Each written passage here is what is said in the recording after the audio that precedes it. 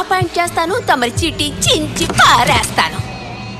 ఎందుకు పనికిరావు, పని చేయమంటే చెయ్యవు. పాస్ అంటే భయం అస్సలు లేదు. ఇలాంటి వాడికి పనిచ్చాను, అదే నేను చేసిన తప్పు. సరే, ఏం చూస్తున్నావు? ఎవరు వీడు? ఎత్తైన బిల్డింగ్ మీద నుంచి పడి బుర్ర పడి.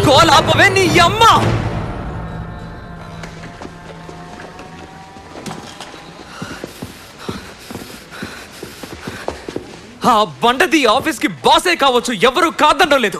అంత మాత్రాన అందరూ దాన్ని బానిసలు అనుకుంటుందా? చూడు, ఇక దీని అవసరం నీకు లేదు.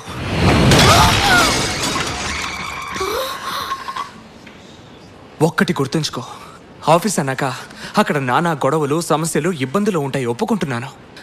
అంత మాత్రాన ఆఫీసులో పనిచేసే వాళ్ళందరినీ పురుగులా చూడకూడదు. నీ గురించి మాకు బాగా తెలుసు జెనస్. నువ్వు టేబుల్ డ్రాయర్లో ఏవేవో పెట్టుకుని దొంగతనంగా తింటూ ఉంటావని తెలుసు. కానీ నువ్వు తెలుసుకోవాల్సిన విషయం ఏమిటంటే, ఇంత చేస్తున్నా నువ్వు మంచిదానివైతే నిన్ను చూసి జాలి పడేవాళ్ళం మేము. కానీ అది ఏ కోసైనా మాకు లేదు. ఎందుకంటే నువ్వు ఒక రాక్షసివి. ఆఫీస్ అంతటిని నీ గుప్పెట్లో పెట్టుకుని గడగడలాడించాలనుకున్నా సిగ్గు శరం లేని నీచాతి నీచ తెల్ల పందివి.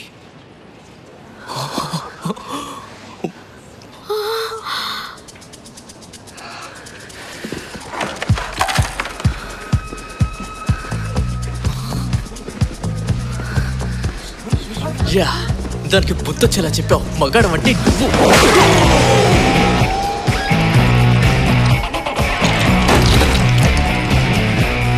మగాడినేరా? హాయ్, ఎలా ఉన్నా?